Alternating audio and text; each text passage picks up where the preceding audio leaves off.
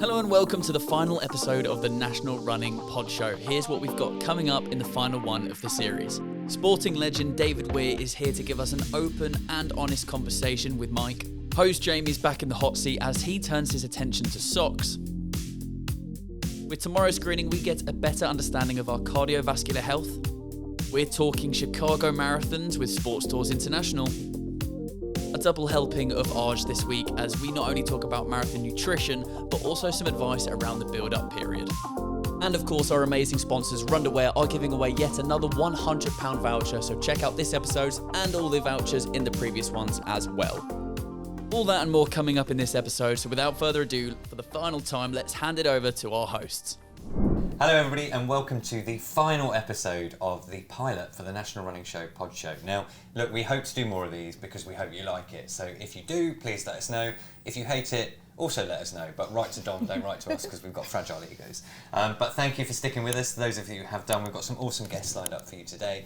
Please remember that we're sponsored kindly by the guys at Runderwear, so they will be giving you away a £100 voucher if you follow the details in the show notes for how to enter that competition.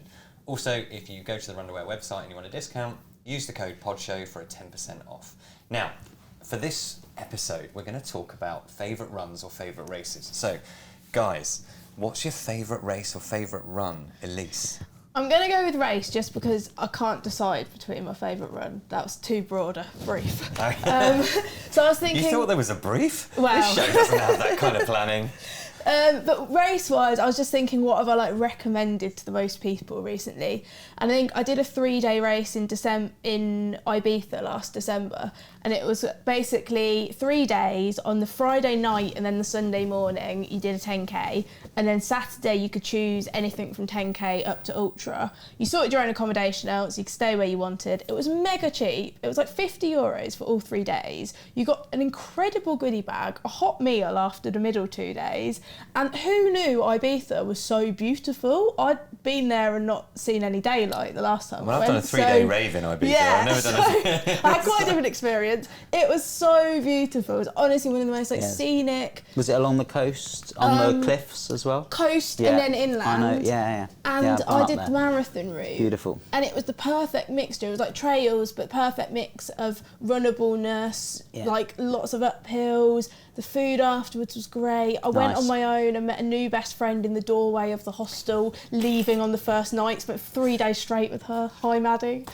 And it's such it a was new just thing great. to do, to just turn up and make a new best friend at one of these things. We just had such a nice time, and it was it was cheap, friendly, beautiful, everything you'd want in a run. I actually sort of want to do that. Honestly, I would go again if anyone wants to go. Yeah. I reckon this is a team trip. Maybe if we make it to Series 2, highly unlikely given the lack of professionalism in this entire production. However, if we do make it to Series 2, we should head over there and see if they'll let us join in. So just to add, I think the thing that I loved about it was because there was something for everyone, because if you took a friend who just wanted to do 10k, they could just do 1 day, they could do any distance, and I love those kind of events where there's something for everyone. That's good. We did a race like that. Do you remember we did was it the Batty Bimble or something? The Run Rapid Run. The Run Rapid Run, that was, and it was like, Batty Bimble was another weird race that I've entered, which I'll tell you about.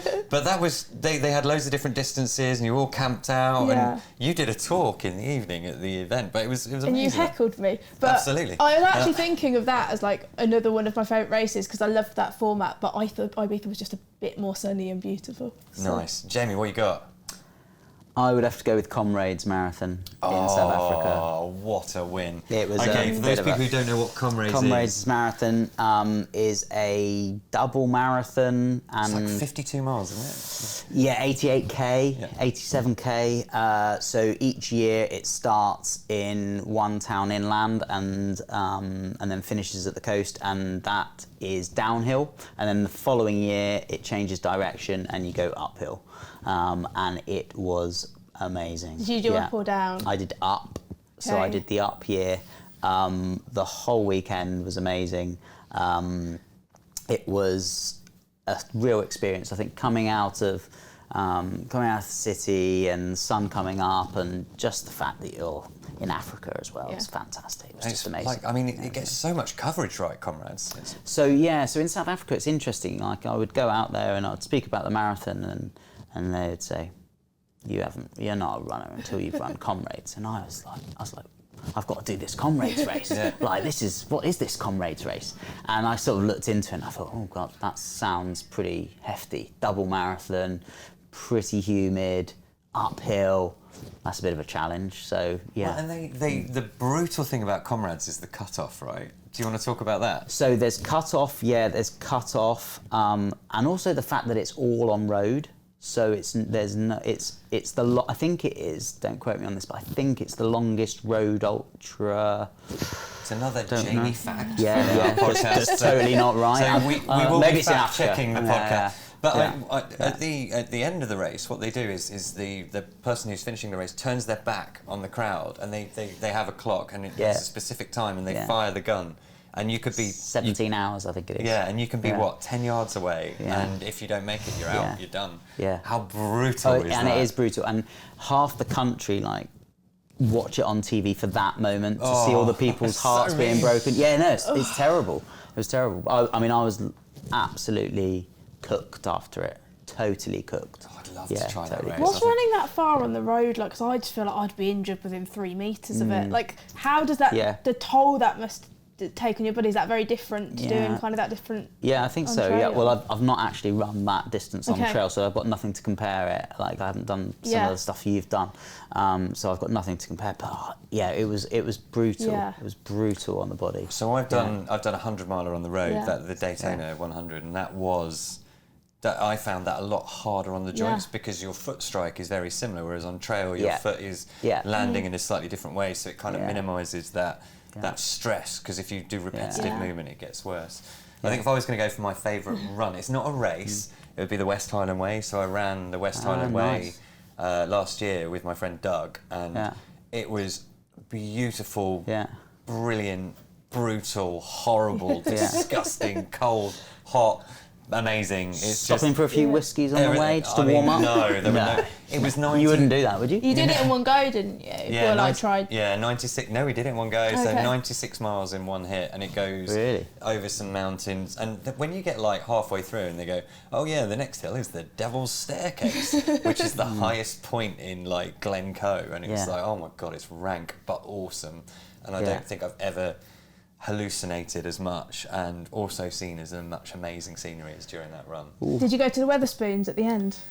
Because it finishes at Wetherspoons, the West Highland Way. Because I had the best meal of my life. We did it over 3 days, but I had a crap microwave vegetable lasagna, and it was the most delicious meal I've ever eaten. So my friend Doug has a house nearby, so we actually went to his house, ate a massive fry-up, and then passed out.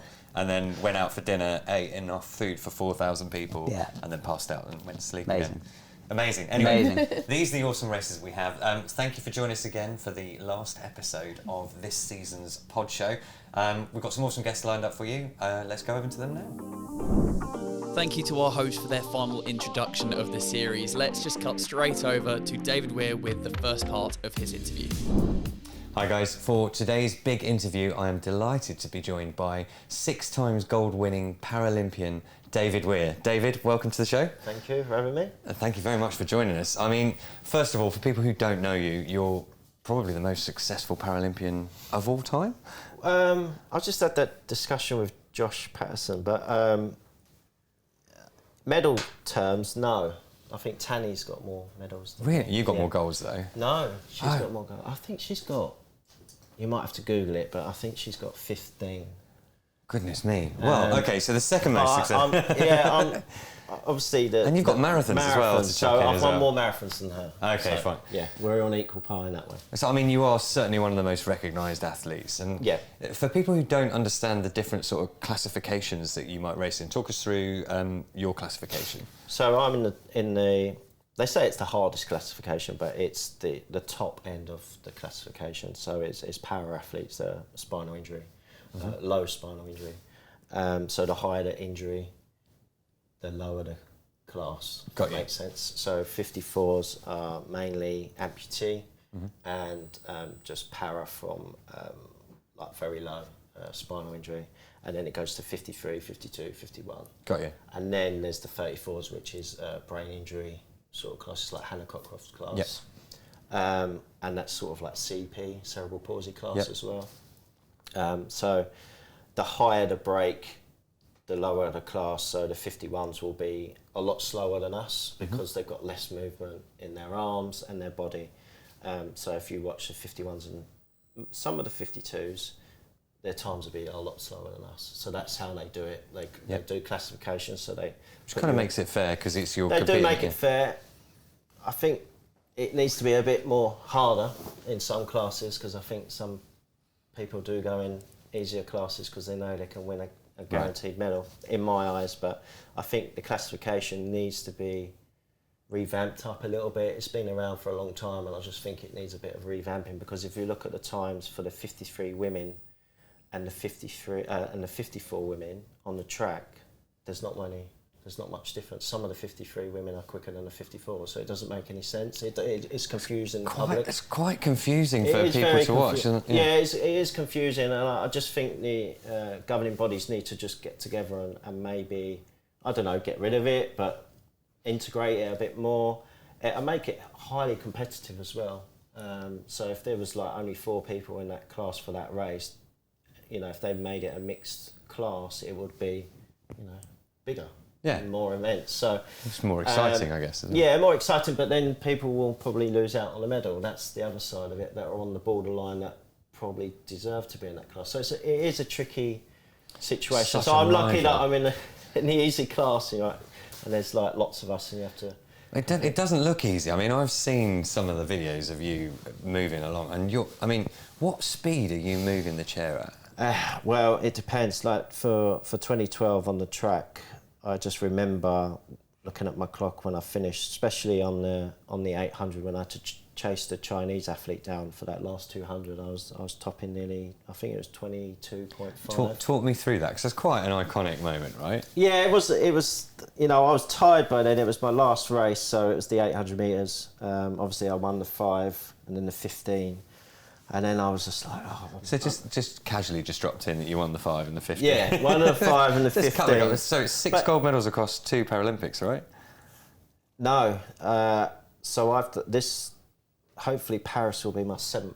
So I started in 96. Goodness me. But yeah, my first medal was... So I've got 10 medals, so I've got 6 golds and a couple of silvers on the bronze. So that was from Atlanta onwards to London. And then I haven't medalled in a Paralympics since. So yeah, for the race, so the 5K in Beijing, I didn't get off to a winning start, and I wasn't quite well in Beijing, and it really affected me afterwards. So the plan was for London that I had to get off to a winning start. Mm-hmm. As soon as I got off to a winning start, I had the crowd behind me. Yeah. I had the media behind me. Yeah. So I was just getting the monkey off your back as well. That yeah, first win. getting that, and all my whole dream after coming back from Beijing was to win 1 gold medal. Mm. But I was lucky that I can enter multiple events, and the aim was not thinking I'm going to win 4 gold medals. The aim was, if that doesn't go right, I've got another chance. I've got another chance. I've got another chance. That's all I thought about in training. These were my aims in training, but the aim was to win that 5K, because the 5K on the track is my worst event. It's my worst event, so... it's a long time, it's a lot of power through it's 12 and a half laps, but you've got heats, semis and finals, so you have to go through them, but I was lucky that I was in so-called easier heats, so I could sort of sit back, relax, sort of get into the groove and stuff like that, but it was quite hard to relax because you had like 80,000 people on your team. Screaming at you. Screaming at you. But once I got that first gold medal, it was just, that weight off my shoulders just went. Like literally, I went into anti-doping, I went back.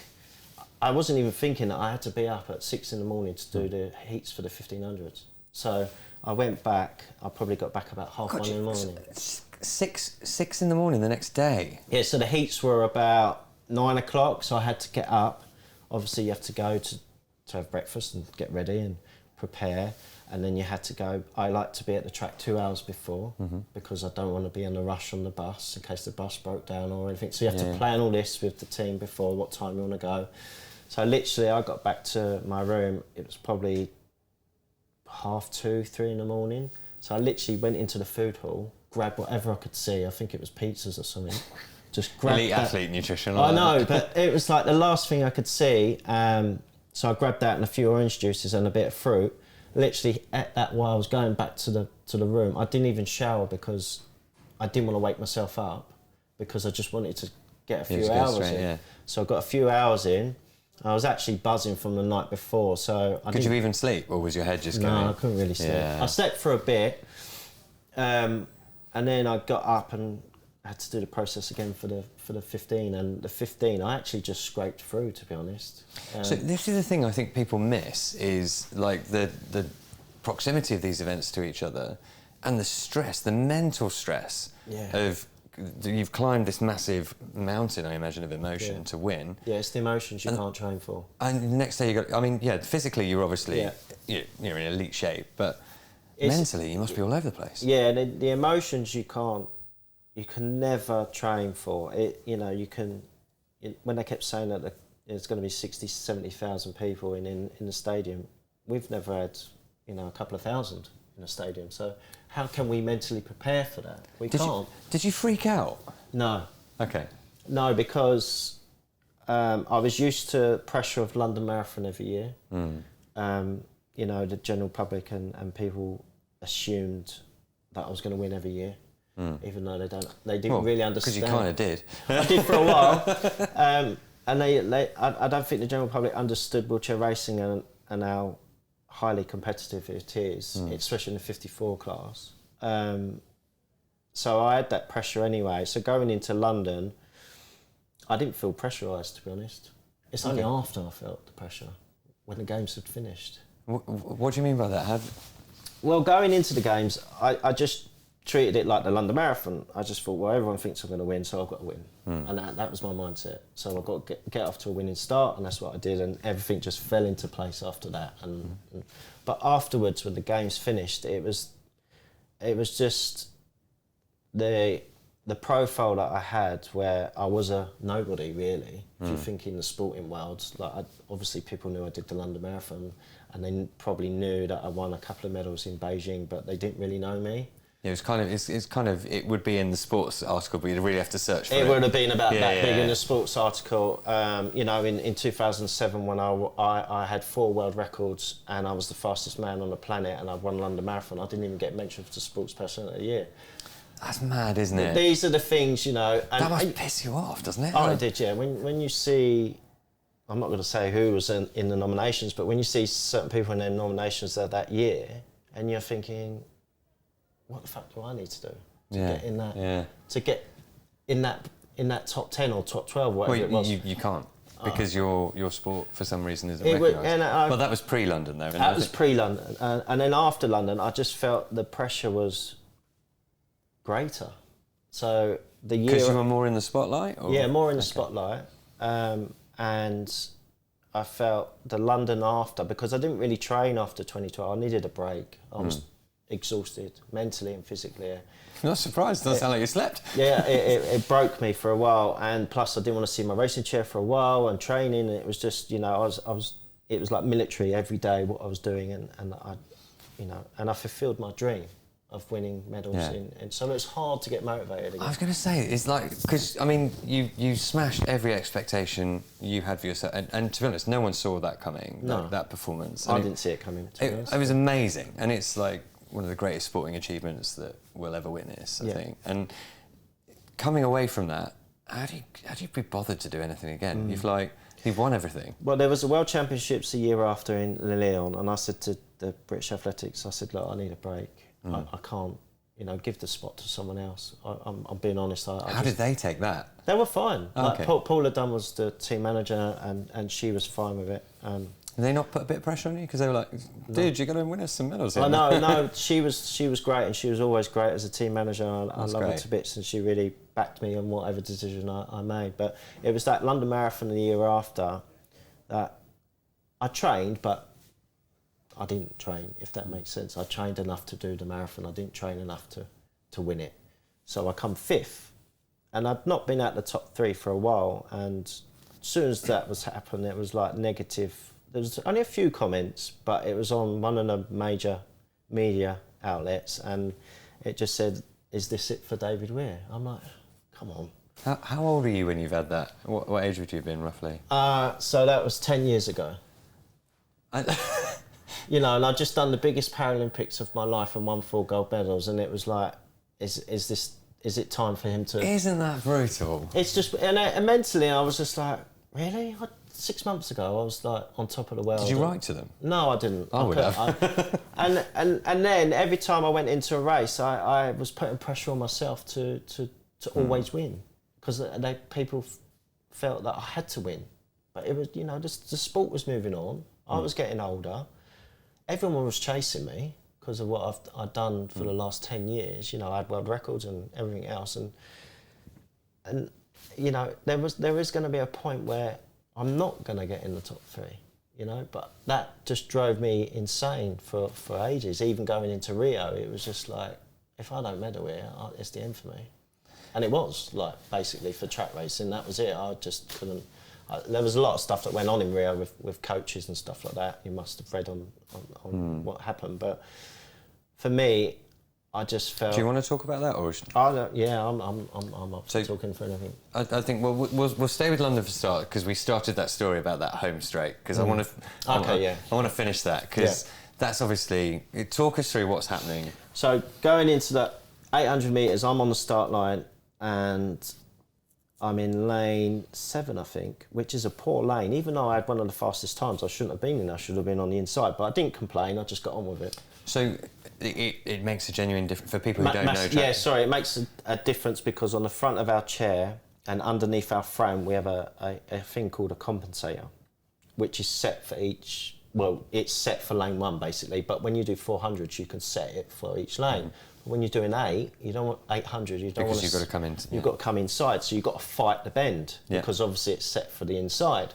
So that's harder work on one side. Work. So you sort of got to hold your body to keep that wheel. So I start on the outside. So for people who don't know, in the 800 metre, you obviously are in lanes when you start, and then you merge into. So the first sort of 100 metres, you're in the lane, and then you brake. So it's exactly the same as running.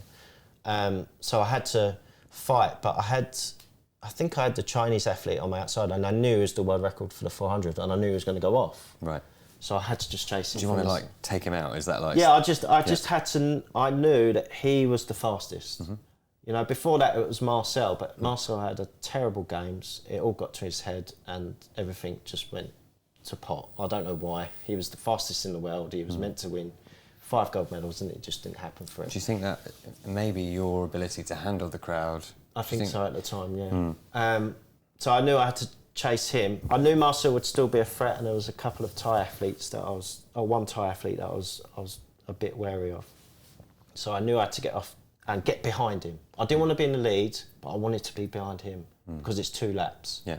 That's where I want to be, and that's what I did. And then on the last bend, actually there was a crash on the first 200. How do you deal with a crash? Because like it was behind me, so I didn't worry. Yeah, but no, you must have seen some in front of you, because that's like that can end your race, right? It's like, it can end your race. Yeah, it depends how close you are to them. Yeah, it can be horrific sometimes. You know, so you've got to keep your eyes on all the time. You've got to keep we've got something that's 6 foot long, and it's us, and we've got these big, heavy.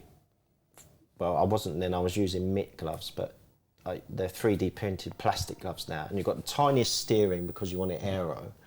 So it's just like it's not made for like. It's not made for moving evasive out the way. Manoeuvres, is it? No, not really. So I just knew that I had to be behind him, and on the last like 150, I knew I had to start coming around him, and my speed was exactly the same speed from the 200 to the finishing line. So that's how I knew I was going to beat him, because he was going backwards. Right, okay. Because his speed was slowly dropping because he was getting tired. And what are you thinking about as you're chasing him down? Like, I'm just thinking... Are you in the zone, or are you... Yeah, I'm in the zone. I can't hear nothing. I just knew I had to sprint as hard as I could for the last 200, which I've been practising in training, and even on the road sessions I was practising like 800 sprints, 200 sprints. And I had to really hammer it down on that last 100 metres and... come across that line. And then he got DQ'd anyway.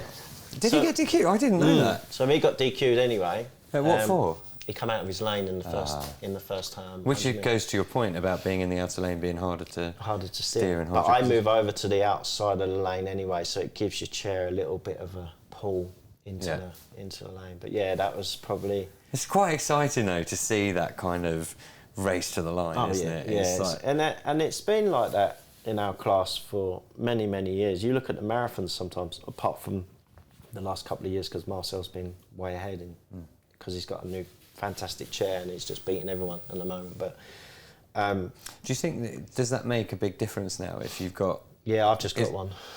Okay, it's the equivalent with the running in the carbon-plated shoes. If you're not in them now, you've not got a chance. Yeah, not got a chance. So talk us through the new chairs and why they're different. So the new chairs are full carbon.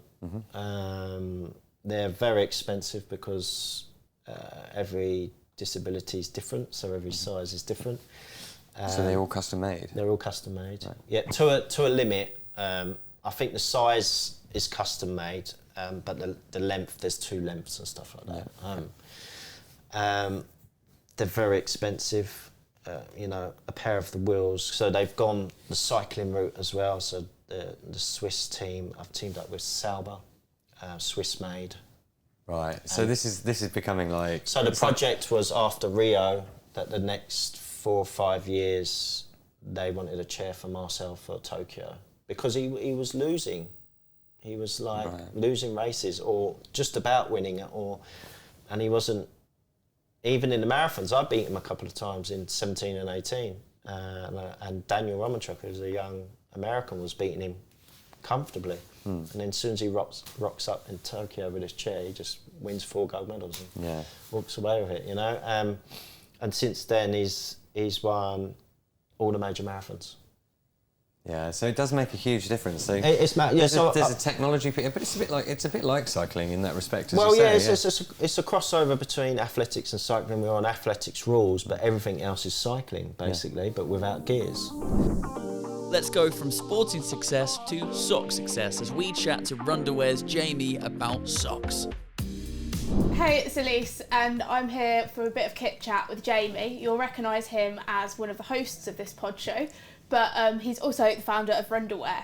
I know you had a chat with Mike, Jamie, about Runderwear and specifically the pants line, but it'd be great if you could just recap a little bit, just in case anyone didn't listen to that episode. Yeah, sure. Yeah, so the background of Runderwear sort of started. I suffered some pretty bad chafing in a New York Marathon quite over a decade ago. So that was the moment that started the brand, and we've become a problem and solution brand where we've looked at problems, and one that I guess we're going to talk about today is blisters, and that came to our attention. That was a massive issue with runners and walkers and the like, and so we came up with a sock called the anti-blister sock. Yeah, I think it's funny, isn't it, because chafing and blisters alike, they seem quite a minor issue, and I think until you become a runner and experience them, you just think, oh, it's a bit of chafe. And even when you don't have a blister, you just think, oh, it's just a blister. But then it ruins so many races. It's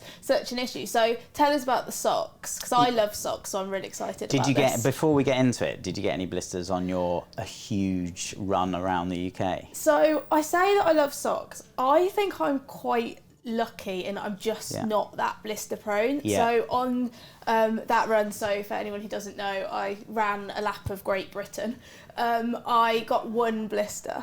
That's amazing. And I just do think I'm quite lucky, but I get really bad chafing. So I'm on the friction related injuries, I've got a lot of sympathy. Yeah, absolutely. No, and I think you're right. I think some people just have that skin on their feet that just doesn't blister, and they're really lucky, because we do get customers that come and say, actually, I don't really need anti-blister socks, I don't get blistering. So one thing that we've actually developed, going off of the blister side of it, but we've got an ultralight sock that we're developing at the moment, which is more aimed at really good use for runners, but a thinner, marathon runners. A thinner sock which will take away more of the heat out of your feet. So one thing I found is when I'm running marathons, my feet get particularly hot. Ultras, I'm sure, exactly the same. Not that I've done that many of them, but I think that just managing that temperature control within the foot is actually vitally important to the comfort whilst you're running that marathon. So that's a product that we're looking to bring out, hopefully in the summer. Yeah, sounds like a great product. And I think also, I say that I'm lucky with blisters, but I think I am quite specific about, I'm happy to spend money on socks, and I always wear proper running socks. And I did actually used to get many more blisters at the beginning of my running journey, just wearing the old socks in my drawer. So what do you think is the benefit of wearing specific running socks? Why do they make so much difference? Great question. I think the majority, the issue with having non-technical socks is the moisture management. So making sure that you wick away the sweat off the foot. So that's a basic. So when you see people running in sort of a thick, just sports sock, which might do the job for playing tennis, when you start getting into the sort of 10-mile territory, 10K, 10-mile territory, I think that's when a technical sock really comes into its own. Maybe part run, you might be able to get away with on it, but once you start really upping the mileage, I think a technical sock and moisture management of the foot is huge, because the more moisture you've got, then you're going to get the blistering. Is the moisture a big issue there? Like, do you think that really plays into people being more blister prone? Are they just the people with the sweaty feet? I think it is. I think it's the moisture management. There's also a fit as well, which is quite important. So making sure that the fit is just there. So on our anti-blister, I think why we've got so many great reviews about them is the fact that we've got a 2-layer. So inside we have a tactile inner, and that hugs against the foot. So the outer part of the sock moves with the trainer, and the inner part of the sock almost sticks to the skin. So therefore, that's how it prevents the blisters. And this is not, it's not breakthrough technology, it's been around, but I think what's really important is the eye for detail on the actual yarn, or the fabric, should we say, of the actual construction. So what we do is we use a very expensive inner liner yarn, but it's a lot softer. So a lot softer, a lot more comfortable, and as a result, that then gives you an added level of performance and comfort, which is what you want. What kind of material are the socks made of? Because I feel like sometimes it can just be a minefield, can't it? You look at socks and there's so many different words and materials, and there's merino wool, there's all these things, and it's hard to know where to start, really. Absolutely. So we use a tactile inner. So the inner is a tactile, so it's very thin and very light. There's lots of different. There's polyamides. There is elastanes. There's lycras. There's a lot of them also share different names, which was quite confusing when I first started as well. Where you can almost have the same name, but different name but the same fabric, if that makes sense. Yeah, it was interesting when you were talking to Mike about the fact you didn't have a textile background. This must have been so many things to get your head around. Yeah, it's been really interesting, but it's been a real challenge. But I like a good challenge, so just like in my running really. So it's been good. Yeah, no, I've really enjoyed it. And I think always developing and listening to the customers as what they want. So not everyone wants a double-layered sock, because some people don't get the blistering. So for me, I've been using the ultralight running sock that we are developing at the moment, and I'm loving it. It's brilliant. I've started using it on my marathons as well. I did Tokyo and London and Istanbul last year, all in that ultralight sock, and now it's, we've tested it with other runners and people that I value their opinion throughout the community, and I think we've got a great product that's going to be launched soon. So. Awesome. And do you do, just one last question to wrap up on the socks front? Obviously, function's great, but personally, I love a stock that I think looks cool. Do you do different lengths and colours? And because I know lengths can be a really personal thing. Yeah, sure. So we have a low, a mid, and high. Just to keep it nice and basic and simple. Everyone kind of gets that. And colour-wise, I think we need to up the ante a little bit as a brand. I think we've got some real funky, cool colours in the pipeline. Watch this space on the colours. Our sort of black is our best seller. I think it also lends itself to that kind of winter running where, you know, if you take a white sock out and it looks a bit grey, the black sock always looks quite fresh, even though it's been through the wash maybe a few times. So black's always a good one, but we are looking at some new colours for the summer, Yeah, I definitely agree, especially for any trail runners out there. A white pair of socks, one run through a bog, they look awful, don't they? So definitely think black is a good colour to start with. Yeah, I think black's good, but I mean, I would like to bring back a white sock. We did have a white sock, took it out the range for a while, and now I think we're going to bring it back as well, because there is a bit of demand there. Excited, well, can't wait to try a pair. Brilliant, we'll get some over to you, It's always slightly weird when I have to hand over to myself, but a really interesting tech segment coming up now with Tomorrow Screening. Welcome back to the last tech section of this season, where today I am joined by David from Tomorrow Screening. David, hello, how are you doing? Hi, thank you so much for inviting us to the inaugural pod show from the National Running Show. Really, really pleased to be here. Thank you. No, it's great to have you, and I'm really looking forward to chatting about this and bringing this information to the listeners and the watchers. I think, first of all, let's just have a chat about you, your credentials, and then tell us a bit more about Tomorrow Screening and what it's all about. Sure. So I'm the CEO of Tomorrow Cardiovascular Screening. I have a background working in healthcare all my life. Personally, I was born with major heart surgery and have been able to go on and run a lot throughout my life. I feel really privileged to have had that opportunity, and I feel really privileged to be leading cardiovascular screening. And this was born out of frustration from our cardiovascular specialists who, you know, every day were working to kind of see how the impact of cardiovascular disease was having on the population. And they wanted to create effectively bringing together the latest technology to make it accessible to people to truly understand their cardiovascular health, which is ultimately the biggest indicator of your overall health. Now, when you're talking about that, it strikes me as just kind of going, wow, this is a real in-depth look at your health, especially that cardiovascular element of your health and well-being. And I think looking at your website and the images and stuff that I've seen, it's like real high-level stuff, and this must only be accessible for, you know, peak athletes and peak professional teams. But that's not quite the case, is it? No, and that's the founding point, really, is that we're on a mission to empower as many people as possible to get more informed about their cardiovascular health. And what we're trying to do is effectively take that elite level technology and expertise and bringing it to the open market. And we want to try and make that as accessible as possible, because we believe generally that the more insight that you have about your cardiovascular health earlier in your life has the biggest impact. And as I said, that what that does is it gives you some really great indicators to your longevity, the quality of life you have, but also getting you ready to kind of deal with those things that happen later on in life as well.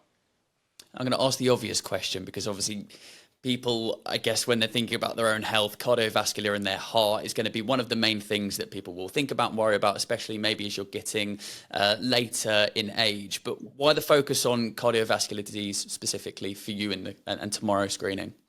Well, ultimately, there's no bigger challenge in healthcare and in health than cardiovascular disease. It's the biggest overall killer of people across the planet. It's absolutely massive. What's mad about it is 90% of those deaths are preventable.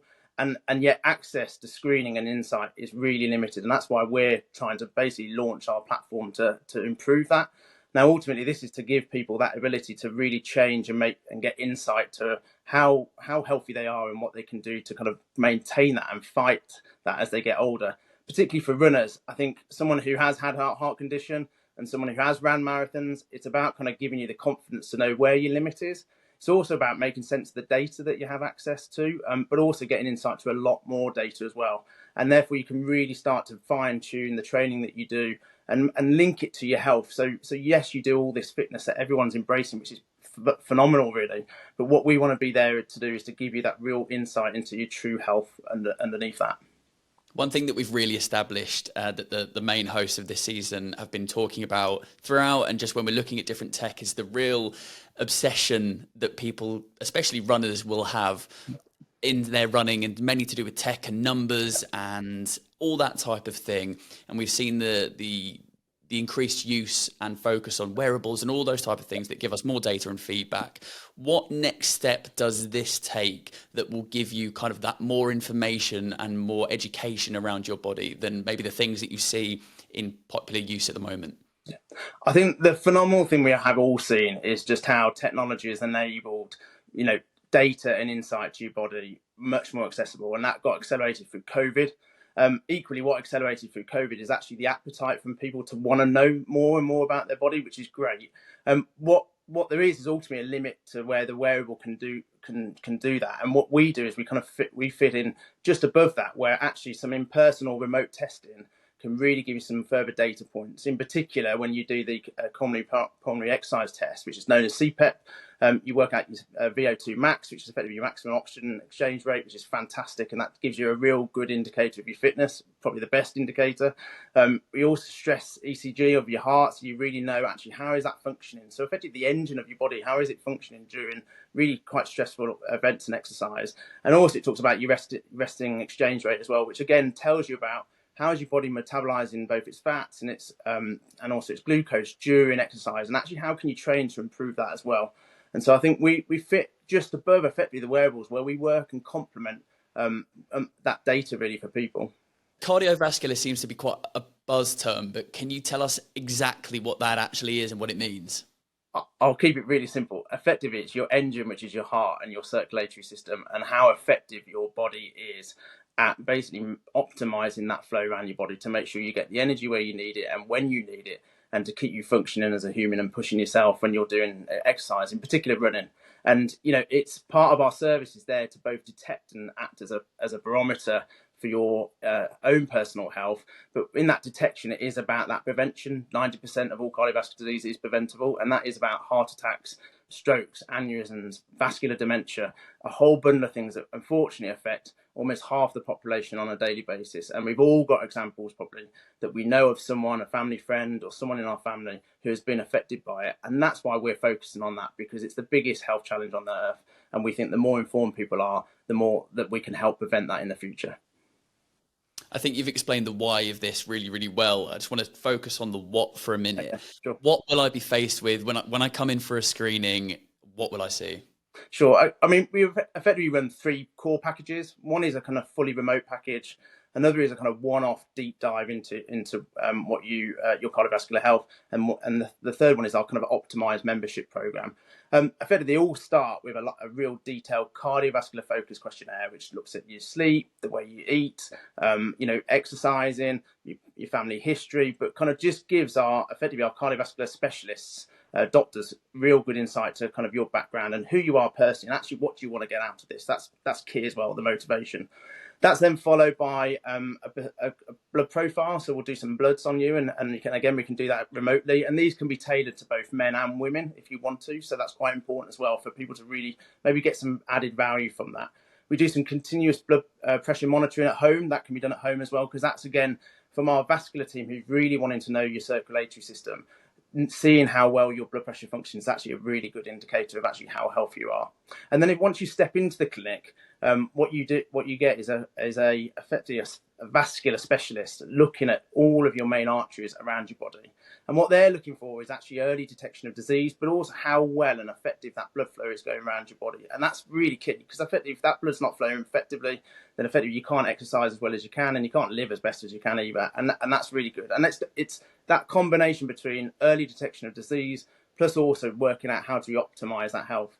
Then you'll be able to you'll go into one of the specialist doctors and you'll work and have a CPET test. And that is fantastic, really, because it's hard work. It's great. We push you to your maximum 100%, which is not something you can do in a non-clinical setting. But you can really, truly understand about what is your VO2 max, your RER, and equally, as I said, that stress of how your heart's functioning. And at the end of all of that, what you get is some really detailed and dedicated time with that specialist to kind of think about, okay, what does all that mean for you? And how do you want to use that information? And we can be as light touch with that or as deep ongoing with that. And that's where the optimized program kind of fits in, where other professionals like a PT or even a nutritionist and some mental health coaching can also help complement what we're doing as well. But equally, we recognize everyone's got their own plan. They eat their own snacks in the way they do. They use their own way of exercising. And we've got to recognize that, particularly when those people are already doing fitness from a running perspective already. I mean, this really is incredible. We were talking a little bit before we started recording around your passion and about bringing this to the everyday person. And I think it's really, really interesting. Obviously, there's with most things, there's a price barrier, but what sort of range are we looking at for something like this? Sure. So our remote testing effectively starts at $399, and this is the ultimate challenge really in any kind of health or healthcare setting, is how do we make it accessible. Then our kind of one-off starts at £1,199, and then our kind of ongoing membership is £139 a month. So there's a bit of a range of different price points for different people, and people can progress through each of them. They can turn one off, they can be flexible between them, but I think what we're finding is that people really are willing to, particularly for that one-off, understand what's going on with their inside their health and see the value of it, that most people then continue to come back to us as well.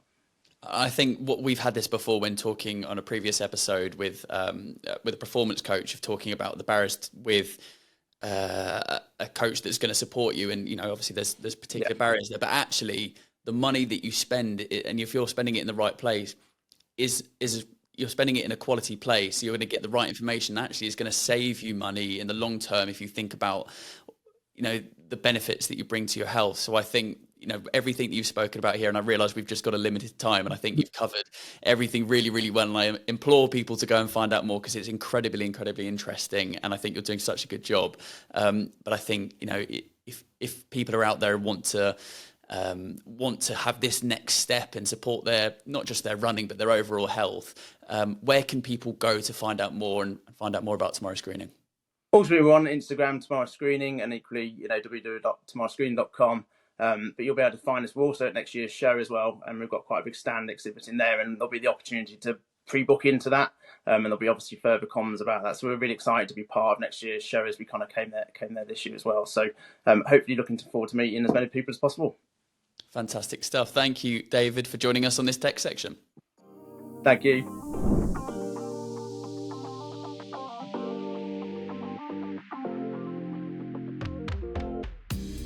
In terms of sort of your training regime and your brain, I think those are the two things I'm really keen to learn more about. Like, what does it take mentally to get ready for these events? Because I mean, to do this over 400 metres looks ridiculous, like the speed and the power and all of that. Do it over a marathon. Are you absolutely crackers? Like, it must be so hard, mate. What's going on in your brain? How do you train? How do you your mind? Yeah, I find training now is easier. I enjoy it. I don't think it's easier. I enjoy it more than I ever have. Right. And I think it's because I had mental health problems, and after Rio and before that as well, that I thought training and racing was the problem that was making me ill. Right. And it wasn't. Yeah. I didn't realise that until a year later, when I started training again for the London Marathon, because I've never missed a London Marathon since, my first one in 2000. So next year will be my 25th anniversary. Blimey. So in my head, I kept saying to myself, you can't miss a marathon. Even if I just do that race, just do it. So when I started training again, I was reading stories about Tyson Fury and boxers and other sports people saying that do the training and do it for you. Yeah. I was getting counselling. I was talking to. Do you think you were doing it before because you felt you had to for other people? Yeah. Right. Yeah. After 2012, not before 2012. I was doing it for myself then. That was just me. I just focused on me. And then all of a sudden you're this big star, which you weren't really prepared to be, because. No. As you said, you were already the number one you basically achieved everything in that year before. Yeah. And no one cared. Yeah. And then London happens, and then you're a superstar. Yeah, going into London, I had, I think, a couple of thousand people on Twitter, and then when I come out of London, I had 40,000. So it was just like, and everywhere I went, it was stopping me. I don't mind that. I love speaking to people. I love, having pictures and stuff like that. And when people were howling at me down the road and stuff like that, it was great, but it was just the pressure on the side of delivering and meddling, and I just felt I couldn't do it anymore. And so with going back to training and how do I do it, I go back to the mental health side because it keeps me sane, to be honest. And training for the marathons now is a lot easier in my mind because I enjoy it more. Yeah. Because I know it's doing good for my body, but even my mental health as well. Yeah, your brain needs that. It needs that competitive drive, or is it just the switch off, or which? I think competitive drive, but to be honest, I will still carry on training when I retire. I've got other things that I want to do, but training is the one for me where I don't know nothing, no different. I've been training since I was 8 years old. I don't know not to train, you know, and it's kind of part of your identity. It's isn't my it? identity, and it's the only thing I know, and it's the only thing I know I'm good at in my eyes. So I think in everyone's eyes, you did pretty well, mate. yeah. So training wise, it's easier. It was, I think, when I was doing multiple events, that's when the training was hard mentally, physically, because you have to train for the marathon, train for the 800, train for the 1500, train for the 5000. So and everyone expects you to win everyone, and these are really different events. So the 5000 was the one that I really trained hard for, because I knew the others. I knew I was pretty good at. So but if you're covering 5000, you're covering the 8 and 15 anyway. In wheelchair racing, it's not like when you watch the runners, they'll go off and keep the same pace, won't they? Wheelchair racing, we could go off very slow, and then it could pick up, and then there might be a sprint, there might not be a sprint, and then in the final it could be the slowest final in history because everyone's cagey. It's jockeying for position, So it's totally different to running, and it's like that in the marathons as well. I think I asked this earlier, and I don't think we got the. What speeds do you go at? Like when you're gunning it, like how fast can you get that thing to go? Well, on the road, I can average about, for a marathon now, in this new chair, I could probably average about 18, 19 mile an hour. Average? That's average. So max, it just depends on the road surface, it depends on hills and stuff like that, but yeah, I could go along on that. On the track, you could probably top 22, 23. I'm a bit old for the track, but these guys, I think they're hitting just over 23 now. It's amazing. You speak so humbly about like some of the things that you've done, and you've achieved something that is really flipping inspirational, and I think a lot of people would give you so much credit for. Can you look back at those medals with pride now? Yeah, I do, and I haven't even got them up yet. I was speaking to my wife about it. You've not got them up on the... Where are they? They're in a bag. Are you joking? No. Oh, mate. So I've got all my Paralympic medals in one bag. I was sponsored by BMW, and they gave me this little bag. I went, oh, that'll do for my medals. So they're still in there. And they're actually in my kitchen, because I had to use them to show someone months ago, and I've just left them there. And then my other medals are everywhere, at my mum's and my coach's house. I've got some up in the garage. Well, you've won so many things. You can't hang them all up. London Marathon trophies are everywhere. So we touched briefly about your love affair with London Marathon. Yeah. And you've obviously had a few wins. Yeah. It's like, how many times? What's your results look like for London Marathon now? So I think I've been out the top 3 4 times in 25 years. That is insane. And I think you're so understated in being one of the greatest Paralympians we've ever had. So, well, I'd like to see myself as one of the greatest athletes. I think you are. And I think the problem is, you know, sometimes when I'm driving home and I'm listening to certain sports channels, and there's questions like, who's the greatest athlete in the last decade or 20 years? Not one Paralympian's ever mentioned. Ever.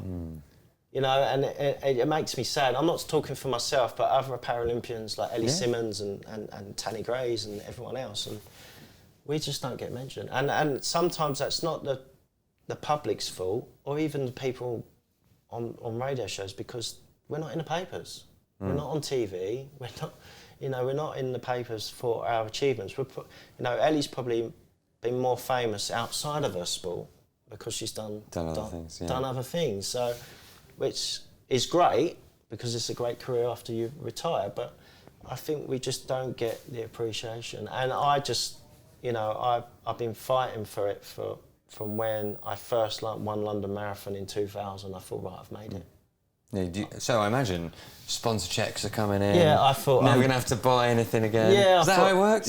No. And I just thought, hopefully I'm going to get a kit sponsor, I'm going to get this. And Talk us through this. So what did you get? Did anyone help you along the way? No, I got a £2,000 cheque.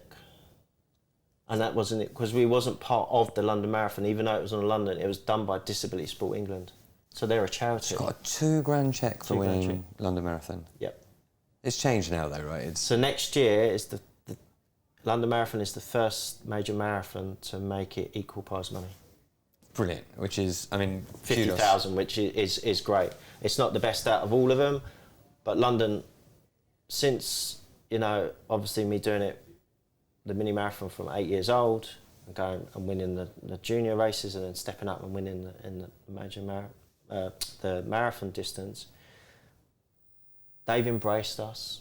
And, you know, Dave Bedford and Brailsford and Michelle Weltman, who's part of the disability side of it, they listen to us and they understand, you know, and the major marathons are going to be better than the Paralympics in my eyes, because they're actually listening to the wheelchair division and putting the prize money up. And it feels a more integrated experience. It's very, It's one of the things that I always question is the differentiation between Olympics and Paralympics, and I think there's good reasons for that and bad reasons. And I do. We used to have a 1,500 metres exhibition race in the Olympics, and then it got scrapped. And it was a great advert for wheelchair racing. I'm always talking about wheelchair racing because that's what my love is. Yeah, right? And it could be others. But we had a 1,500 metres in the Olympics, and it was a great advert for us to get sponsors and a profile. And, you know, I was hoping that we'd get a exhibition race in London 2012, but it wouldn't happen. I don't know why. The International Paralympic Committee and IOC and stuff, I think IPC wanted to be separate. I get it, but they don't help us enough to do that. So it was, I think, you know, if you go back at all the Olympics from '88, there was a wheelchair race in the Olympics, and they won a medal. It didn't count for the countries, but you won a medal at the Olympics on full TV coverage in a full stadium. So them guys were used to racing in full stadiums. Right. And it just, I don't know why it disappeared, but it was great. And we used to have a race at a World Championships, able-bodied World Championships as well. And it was a great advert to promote our sport. And I just feel the London Marathon and the 6 major marathons are promoting our sport. And in the Paralympics, it's just fallen away a little bit.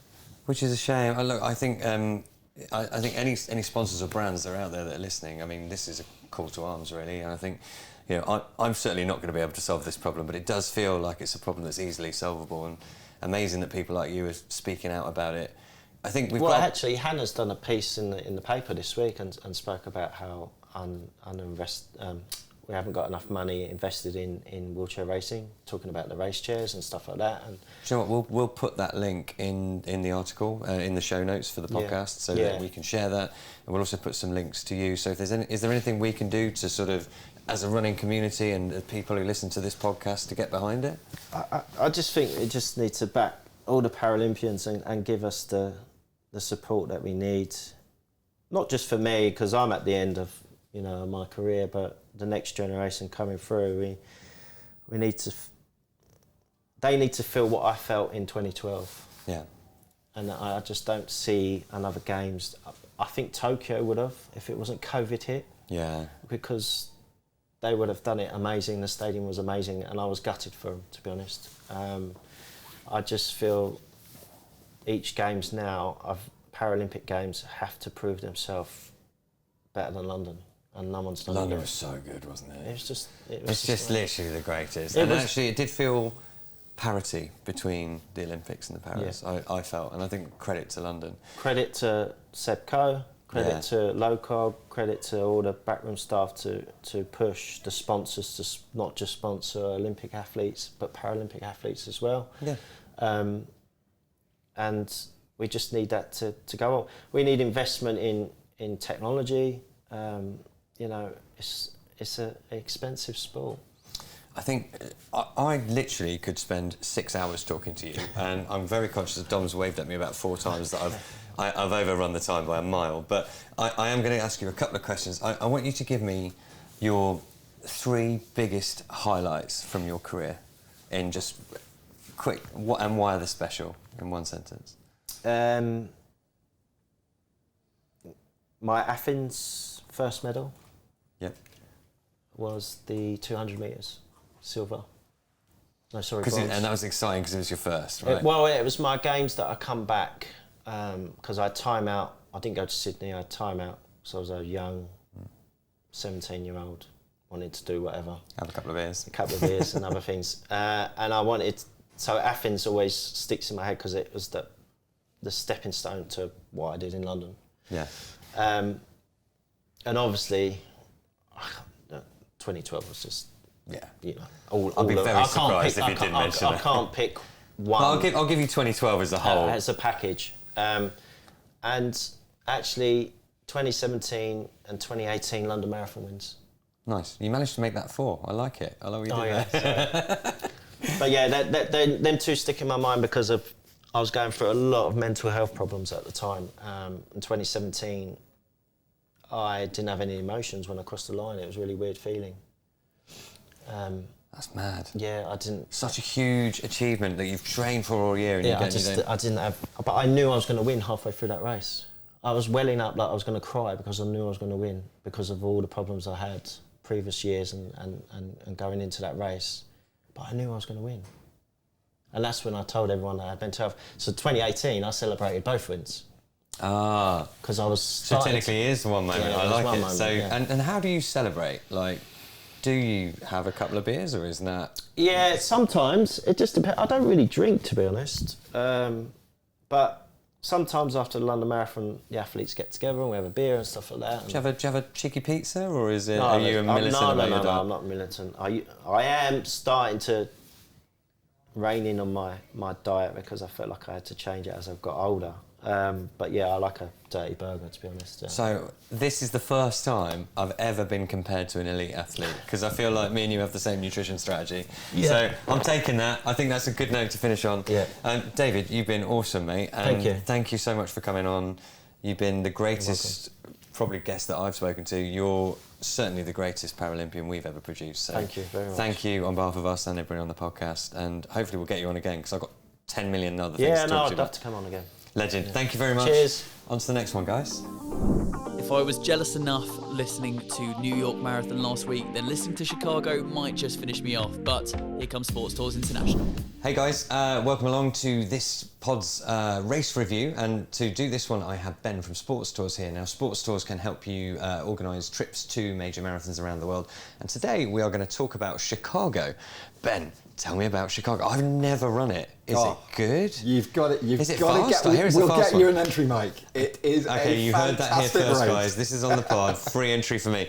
But no, let's learn about the marathon. So what's it like? Great. So first of all, it's the flattest conceivable marathon.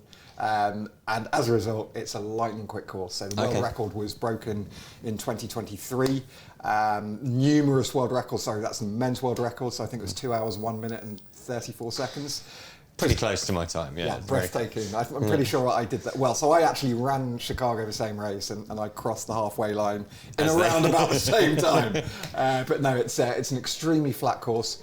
It starts and finishes right in the heart of Chicago, downtown Chicago, Grant Park. And it takes in, I think, all 27 or 29 boroughs of Chicago. The course is almost a star shape going in and out of the best parts of the city. So every single marathon, or certainly the world major marathons, there isn't a quiet part on the course. You are seeing a different part of Chicago, but all within, give or take, the downtown area. Okay. So you very much soak up the atmosphere and the cultural offering of each of these different districts, whether it's Chinatown, whether it's downtown, whether it's the corporate area of the city. And you know, you get support the whole way around. So it's one of the iconic world major marathons, but it's just a super opportunity to experience one of the great cities of America. And in terms, I don't really know much about Chicago. I've been there once, and I think, are there iconic landmarks that you go past? Did you go through any parkland? Is it mainly road? Yeah, so you start in Grant Park, which is one of the most famous urban green spaces in America. And then you run through the downtown area. You've got the L trains running above you. I mean, it honestly feels like you're running through a film set at times, even more so than when you run through, say, Manhattan doing a New York Marathon. So that's super cool. And then, like I said, there's a kind of mix between the urban and then the kind of cultural zones of Chicago. It's a really culturally rich city, and that definitely comes across in the course. So if you do need to distract yourself from the purgatory of running a marathon, there's always something there to kind of take your mind off things. It's a really interesting course, but it's like I said, it's absolutely flat. So if you're just trying to get that time, whether it's a qualifying for age, a PB, or just making life as easy as it can be by running a flat course, Chicago's a great event to target. Amazing. And when we spoke in one of our previous episodes about sports stores and doing events, you guys do New York, you have a cheer zone there. Do you have a cheer zone at Chicago? We do. So our job as a business isn't just to give people a race entry and a hotel room. What we try and do is make that whole experience of taking part in an iconic marathon as stress-free as possible. So all you have to think about is the running. That's hard enough. So for example, we will have a rep in every single hotel. We'll take you to the race expo to pick up your number. We'll have a shakeout run beforehand, a pre-race briefing where the paranoia the night before a marathon, we will answer every and any conceivable question to put your mind at ease so you are ready to go and race. And then after the race itself, we have an after party. So now you're talking. Yeah, now this is the most important point. So we a really kind of cool spit and sawdust Chicago bar called Bub City. We take over the place. It is such a great night out. After the race in New York, we take out the whole of the Hard Rock Cafe in Times Square. So we know how to throw a good party as well. And that's all part of the offering, that when you take part in one of our events, you're actually part of a community of runners, and there is nothing better than seeing a room full of people who have just taken on, in many instances, the challenge of a lifetime, succeeded, they've got their medal around their neck, and are celebrating a shared achievement. You're very much part of a community there and meeting like-minded runners. So yeah, it's a super cool thing to do over a long weekend. I love that idea, because I've done a few international marathons, and I think when you go over, like, it's actually, if you finish and you've travelled over by yourself or maybe with one or two friends, it's a little anticlimactic. And I would quite like the sort of the party, the beers and the burgers, because that's why I run in the first place. Yeah, so totally. I mean, I'm in. I'm looking forward to my free place. Oh, I think that's it. Well, look, you know what? Free place will shout you a beer as well. There's nothing better this than... This podcast has suddenly got really good. Well, look, thank you very much, Ben, for coming on. I think that's been really informative. And what we'll do is we'll put some links in the description about how to find the trips that we've talked about. So thanks for coming on. On to the next bit. If you've got marathons coming up very soon, then these next two sections are going to be for you. Let's kick off first with some nutrition with Arj. Hello and welcome to this week's nutrition section, the last nutrition section of the series. And today I'm welcomed by a familiar face if you've been tuning along to all of these episodes. He's in last week's advice section. He's also going to be in this week's advice section. So there's no lack of Arj today from Performance Physique. Arj, welcome to the pod show again. How you doing? Hello, Dom. I'm very well, thank you. Yeah, getting lots of Arj on. Exactly. And today we're going to be talking about marathon training. We're going to talk a lot more about kind of building up distances and injury recovery in the advice section. But obviously we're in nutrition now. I want to talk a bit about that, and mainly not directly around kind of the race day before, during and after, but more around the build up, because I often see when friends have been training for stuff and we see in the running community kind of a neglection of nutrition actually in the training period, when we're actually running more than we will be running in that month, especially when we're where we are now, around 6-7 weeks away. So let's dive straight into that. Firstly, let's ask the basic question: why is fueling your body so important when it comes to running? So in essence, running after about 1 hour requires further fueling. It has to come from some carbohydrate stores in order to maintain working at such a high level. That's the simplest version. Is after 1 hour, you either have to reduce your effort and intensity, or you have to take on some fuel. And if you're training for a marathon, you definitely don't want to be dropping the amount of distance or the intensity that you're running at. Therefore, you need to be smart in terms of your fueling, whether that's during a training run or if that's just during the week in itself. And I think one of the big things, I'm going to ask a leading question here, is one of the things to think about is, why would I not just, turn up on the marathon and try something completely new that day and just go, no, I'm going to eat a load of pasta the night before, a big old porridge breakfast, and then away I go. I've not done that during training. Why should I be doing it during training? Yeah, and unfortunately there have been these horror stories, some really well publicised, that your viewers and the listeners will know about trying things on race day. And the body does not like digesting food whilst working quite hard. The blood is diverted away from the digestive system, and this can cause unfortunate circumstances really in terms of dealing with that food. And all you're going to be able to do is reduce your intensity, reduce your pace at a best case scenario. So you need to actually train the gut. We're training the body, we're training the mind with all of our runs and our preparation, maybe even in the gym hopefully.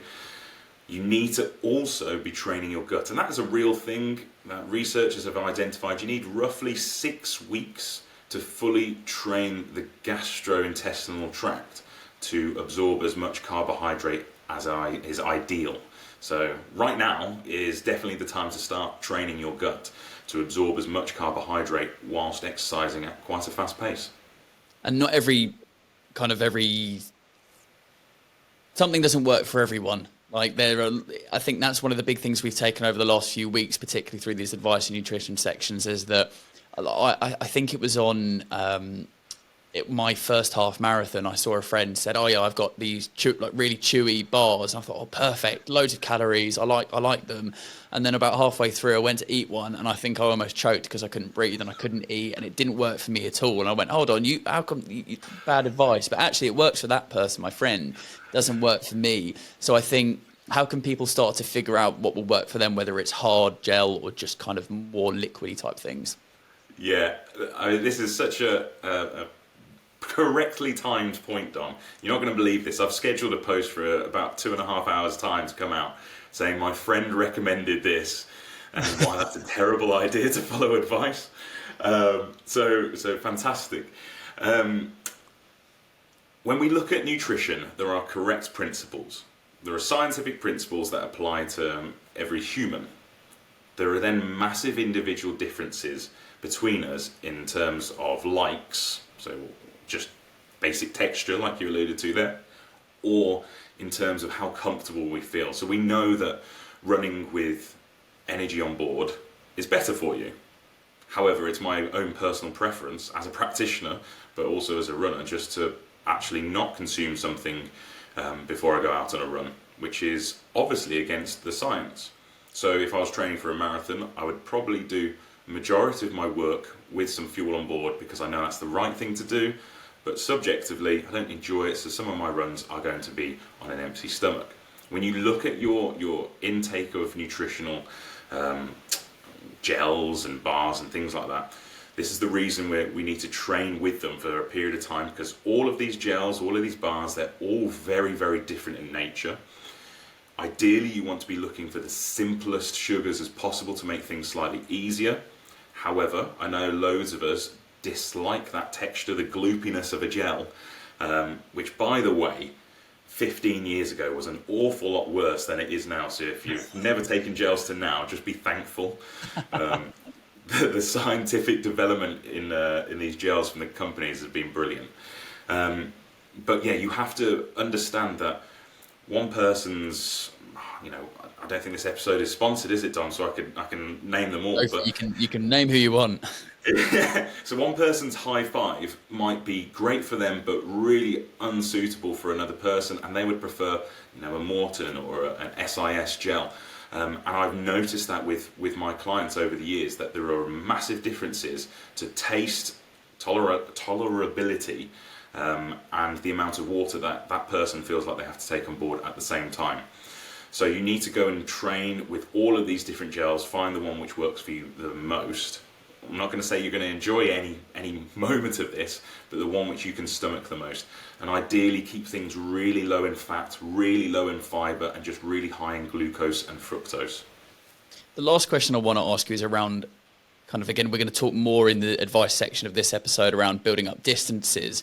But alongside that, when you're thinking about nutrition, would you be building up your nutrition and your intake to match that increase in activity as well? Obviously, you're trying lots of different things, so it might fluctuate slightly, but generally, obviously, if you're going to be running more during the week as they go on, you want to be taking on more and also training your stomach to be able to, you might not eat that much usually, especially if this is your first marathon, so that's part of the training process as well.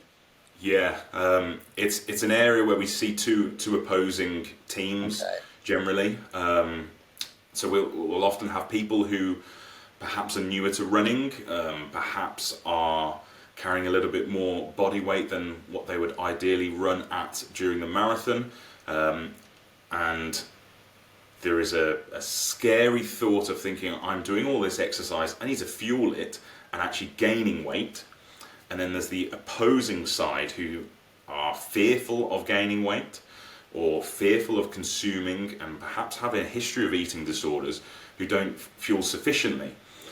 And in order to work out where you stand, you have to be really honest with yourself, but it's also really useful just to work out your calorie requirement day to day, not necessarily do any tracking, just understand what your calorie requirement is every day, and then working out a couple of statement distances and how much energy your body, because like you've said already, we're all different, our calorie requirements will differ between us.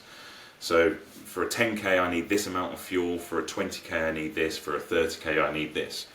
Having that in mind allows us then to just plan a little bit effectively during the week that, okay, 2 days or 1 day before a big run, I'm going to make sure I'm having more carbohydrate in my day, and perhaps the day after. And then the rest of the week looks exactly the same. It can get really, really complex, and this is actually where a lot of my consultations lie in preparation for marathons, is that people literally just want to talk about their nutritional intake. But if you feel like you are not at running condition, then focus not on necessarily recuperating tons and tons of nutrition because you've got a real big run, tough run to prepare for, and instead just think muscular recovery, so I want some carbohydrate, I want loads of veg, and I certainly want protein. Sit on that side of the fence until you get a few weeks out and just make sure that you've been doing all of your training, the gut elements. So that's your fueling during your run. And then if you're on the other swing of things where you perhaps haven't been fueling sufficiently, you know this, you feel tired, you feel fatigued, your muscles aren't recovering, just go about increasing your portions of carbohydrate, generally the things which are beige in colour, a little bit at a time. Just add tiny, tiny bits. You don't have to track these calories, you don't have to get really complex, but you just need to be aware of what you and your runs need. I find these nutritional sections so interesting. So thank you for kind of going over the top level of that. And again, stay tuned for the advice section a bit later on, where we're going to talk a lot more about marathons and training and building up. You mentioned that Instagram post that my friend recommended. Where can people go to see posts like this and everything else to do with coaching and advice and nutrition and all that type of thing? Absolutely, yeah. So all the consultations, all of our service, they're all available on www.performancephysique.co.uk, or just head to our Instagram profile, performance_physique. Arj, thank you so much for this nutrition section. We'll see you later on in advice. Yeah, I'll see you shortly, Dom. Thanks very much. We're going to take you from Arj and Dom to Arj and Dom for this advice section, talking about the build-up to a marathon. Hello and welcome back to the very last advice section on the National Running PodShow, where today I'm joined by last week's advice guest, Arj, who is from Performance Physique. And for people that didn't check in last week, Arj, can you tell us a little bit more around what you do? Absolutely, yeah. First of all, shame on you for not joining us last week. But I am effectively a performance coach who works with a variety of different sports, whether that's with someone's nutrition, whether that's with someone's actual running plan, their S&C. The idea is that the performance coach can build the entire model all together and help someone achieve their goals. Now, Earlier on in this episode, we were chatting to you about nutrition, and it was all about the build-up towards the marathon and some great advice in that. And we're going to kind of carry on from the theme of marathons because, as we've spoken about, London Marathon is coming up very soon. We're getting into the swing of marathon season, and no matter whether you've done loads of marathons or this is your first ever one, I think the paranoia starts to set in around this time, especially really getting into your training block. So I think this is a great opportunity to give some advice. Firstly, can you kind of tell us a bit? I've used that word, paranoia. Some people might think, what the hell is that? Can you tell us a little bit about that kind of thing, paranoia, that might set into a lot of people? Yeah, of course.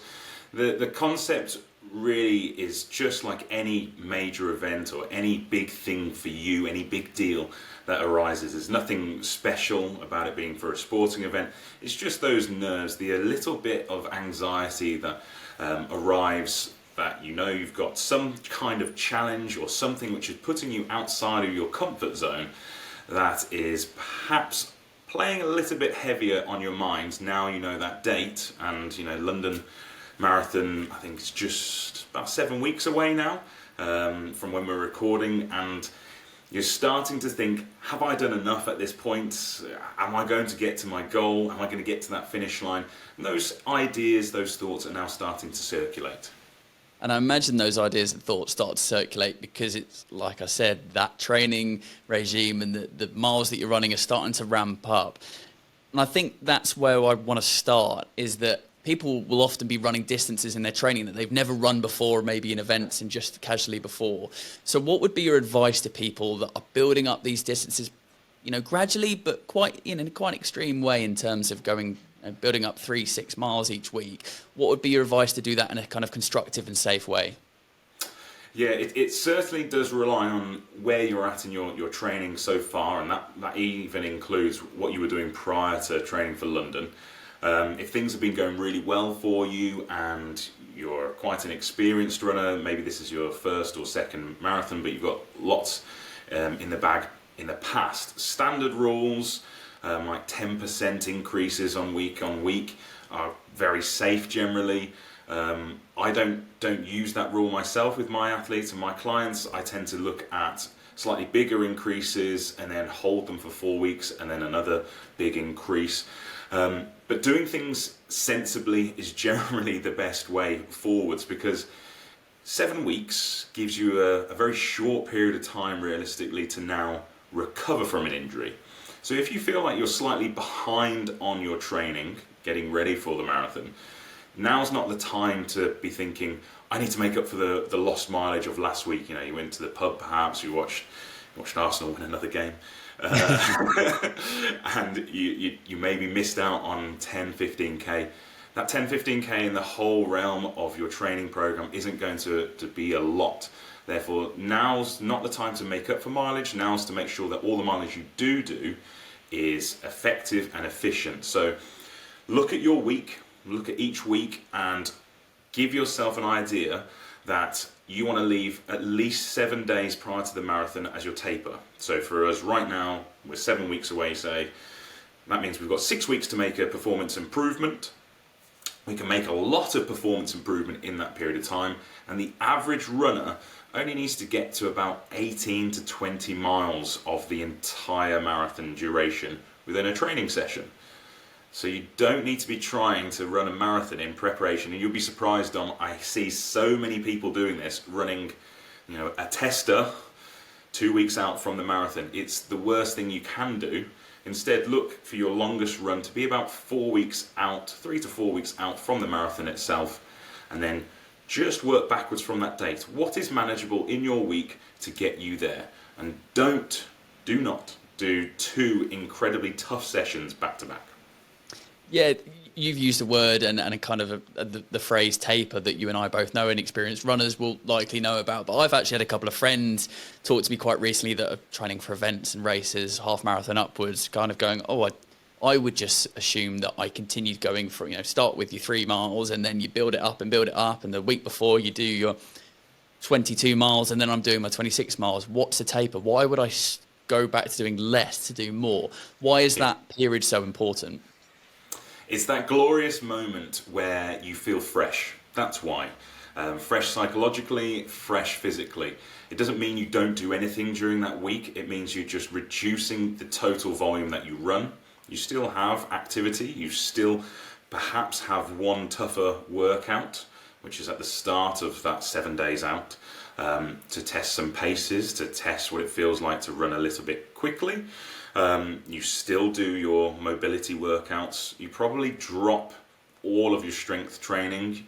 If you're doing any kind of rehab exercises, maybe a little bit for your calves or your ankles, that's fine. But the idea is that the taper leaves you with plenty of energy left within the muscles, plenty of glycogen, which is your energy within your muscles, but still allows you to be completely free. And you're right, Dom, I see lots of people going to two extremes in that final week. Some people think I'm going to do absolutely everything, and some people think I'm going to do nothing because it's the taper. Neither of those are appropriate. It's like everything in life. It's actually about living on the fence. Be really, really grey and just take things a little bit easier. Okay, so I'm listening to your advice. I'm taking it and I'm doing a very appropriate building up of paces and distances and all the, I'm following my plan perfectly. But I've rolled my ankle on that pothole on the pavement, and all my knees feeling slightly more painful than it usually does. But I've got my long run on Sunday, and I can't break. I'm quite OCD with my plan. I can't break it, and it's 7 weeks until the marathon. I can't possibly take 3 weeks off. Where's the advice and the knowledge there? Yeah. So it's a scary moment. Rolling an ankle is something very familiar to myself this year. Well, just last year actually, had an Ironman athlete just a couple of months out from the Ironman, not just roll his ankle, but completely rupture a load of ligaments. That was a very intense moment of rehab, and we didn't pull any of the running out. So Ironman obviously requires cycling, swimming and running. We didn't pull anything out other than the really intense running sessions. And the idea is that we try to find as many replacements for that running and the duration and the heart rate work as possible, whilst also doing a load of banded work or whatever the specific injury is. Now, if your injury, your rolled ankle, isn't so severe, it's just causing you a little bit of discomfort, always take the thought in your head that 1 week out is certainly better than taking no time out at all immediately, making things worse, and then suddenly you're going to have to sit the whole month out. So look for long term rather than short term. Look for replacements. So if you need to take 4 days out of a running schedule, jump on the bike, go in the pool, look at what your heart rate normally is on your runs, try to replicate that on those other pieces of equipment. Make sure that you're not doing the typical rest and injury thing, because resting an injury 9 times out of 10 just means that when you return to the activity, the injury's still there, nothing's changed. You need to flood that injury site with as much blood as possible, trying to aid recovery, build up the strength around the tissue. And if I'm brutally honest, if it's out of your ability, knowing what to do, reach out as soon as possible. Don't leave it so you've gone 2 weeks and then you think, I'll contact a physio now. Do things immediately. You'd rather, this is one of the biggest events in the world, full stop, let alone sporting events. The London Marathon means you want to be there, so contact someone immediately. So I know when I've rolled my ankle, I know if I've got recurring knee injury, but sometimes if I'm running, there's this thing in sport, you're never 100% fit. So there's always going to be something, whether it's my back or a shoulder or anything like that. How can I start to differentiate the difference between something that is going to change up my training like you've just spoken about, or something that is actually something that is just because you are building up these miles and doing something you maybe haven't done before? Yeah, it's really tough, Dom. It is incredibly difficult. As a coach, we work from a health professional's point of view. So first things first, your listeners, your viewers, they need to look after themselves. They need to take on a little bit of personal responsibility and think, right, is it actually safe for me to participate? An immediate no is a stabbing sensation in any injury. Anywhere in the body, if you've got that stabbing sensation, that's beyond this might just be stiffness, which we kind of juggle all the time of, am I just a little bit stiff? Do you notice things in the morning before you do anything? That's perhaps just a stiff site. Your calves are a little bit tight, so the first few steps you take out of bed in the morning are a bit problematic, but as the day goes on, you're absolutely fine. If you find that problems are kind of lingering, they're remaining during your training session, perhaps they go 3/4 of the way through the training session, but afterwards it comes back with a vengeance, it sounds like you need to deal with it. It does sound like you have to, whether you're seeking a physio or just looking at where the injury site is and looking at your S&C that you've been following, could this have caused this injury, etc. It's a very difficult matter to balance. It's a fine-tuning element, and you are correct. I have never met an athlete who has been 100%. It just doesn't happen. You are working incredibly hard, so something is going to feel it. And unfortunately, as I've experienced this week, there's a reason I'm stood. It's because I'm getting older. I was picking up the baby out of the cot, and my back's sore. And unfortunately, as we get older, these things do crop up a little bit. No, I know you're really good, as the last kind of 10 minutes have shown, of giving advice on a physical level, but also I know that you're good at giving advice to people on that kind of psychological level as well. And that is a massive, massive part of, as you say, one of the biggest events, not only in running, but in the world. And people put a lot of pressure on themselves. Again, they're running a distance for the first time. Even if they're running this race for the first time, they're raising money, they're putting pressure in terms of time and people coming to support them and all this type of thing. It's a massive, massive build-up. How can people, especially in the training, not maybe get too swept up into this where it might break them before they've even got to the start line? Yeah, really good point. Psychology is effectively what's going to carry you along with nutrition for the last quarter of the marathon.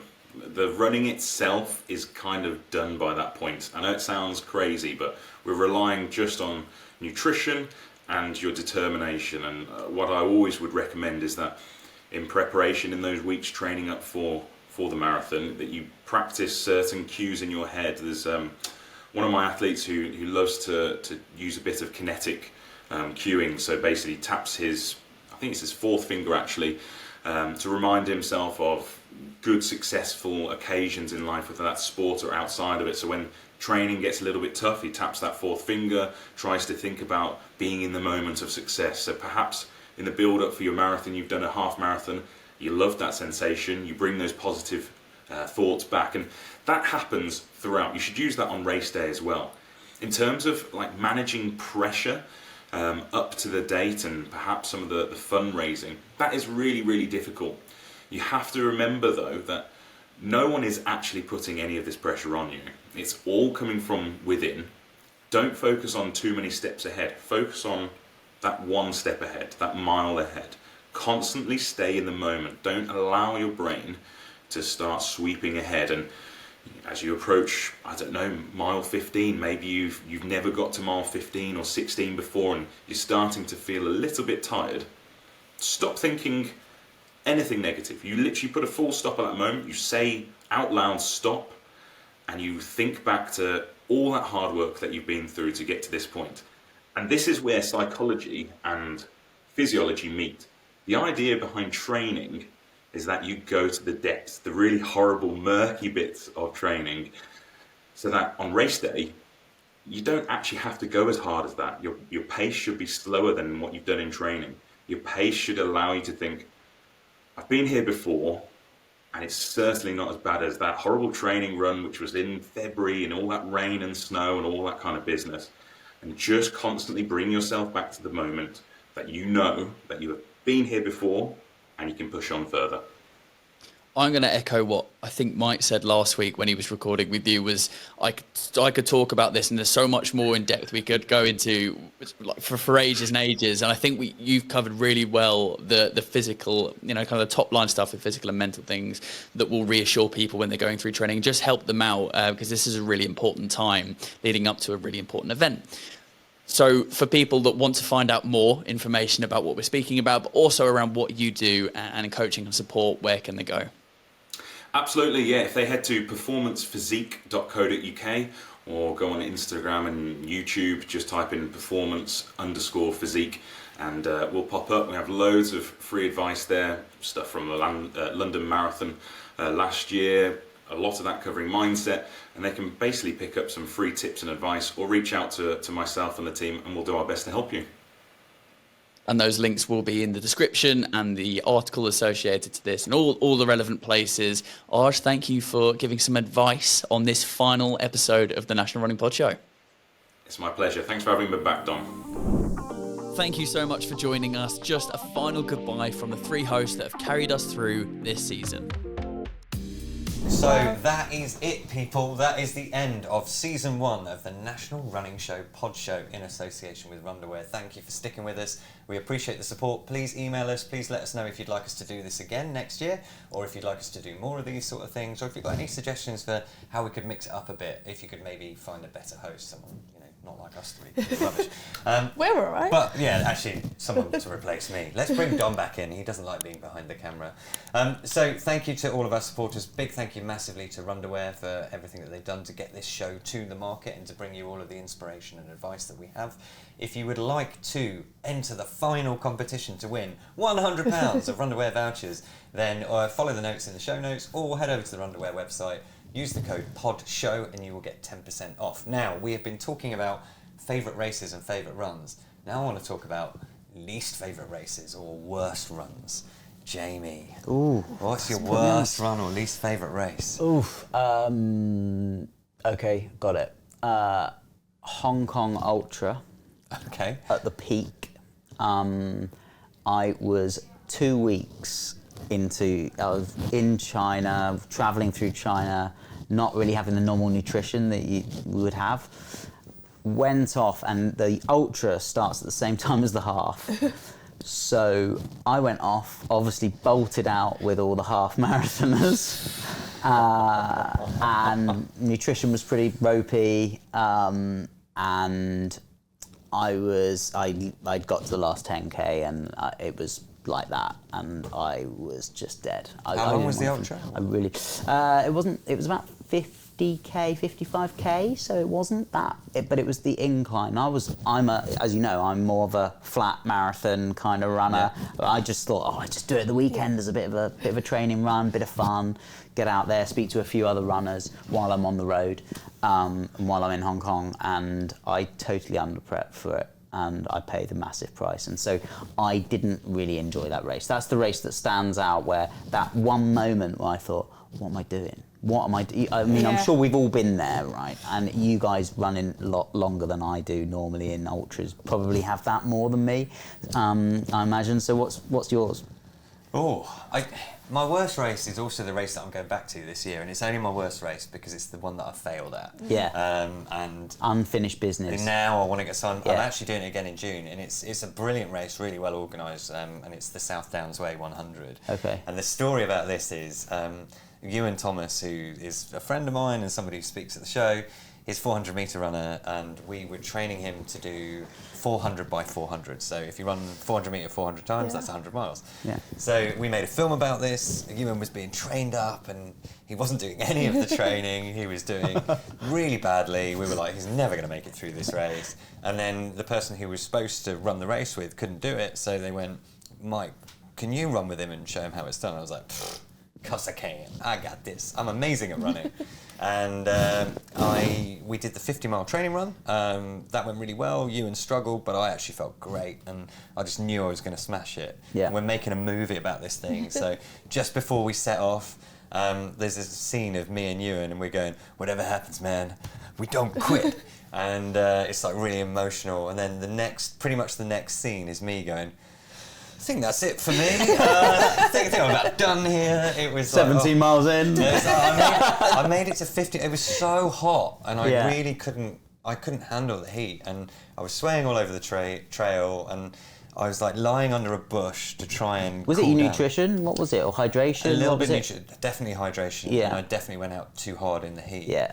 So I'm lying under this bush trying to cool down, and this dog comes up to me and starts licking salt off me, and I'm like, "This is it. I'm done. Yeah. This is the end for me." Yeah. So That's terrible. My friend came and picked me up and took me back to her house and gave me pizza and garlic bread, and I went back in and crewed Ewan, and fair play to that man. He finished the race. That is good. He was behind on the cut-off. Yeah. So he was about half an hour ahead of the cut-off, and he was going further away. And then in the last 30 miles, he caught it up. He extended, which never happened. So I think he finished about an hour ahead of the cut-off. And he was...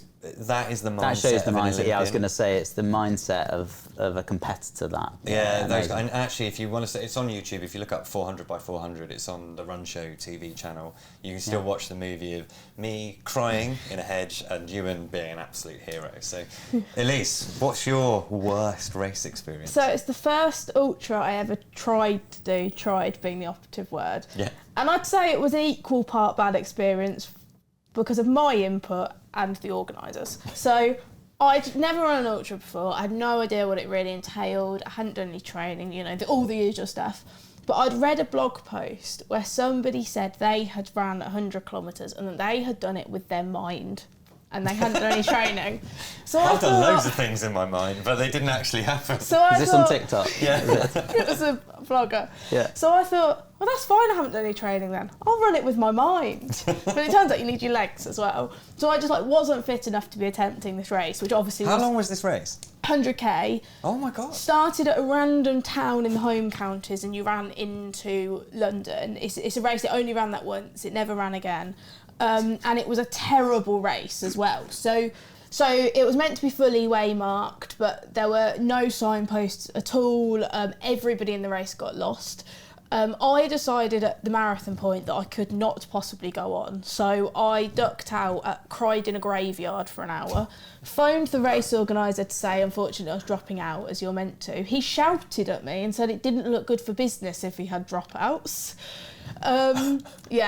And then Sophie carried on holding her cycling bottle that I think I mentioned a few episodes ago. This is the same. Sophie The race organiser was at Heathrow, was about to leave anyway, because it sounds like he just deserted the whole thing. Sophie carried on to about 45 miles, but I went to the finish, which was right in the centre of London, to go get my bag.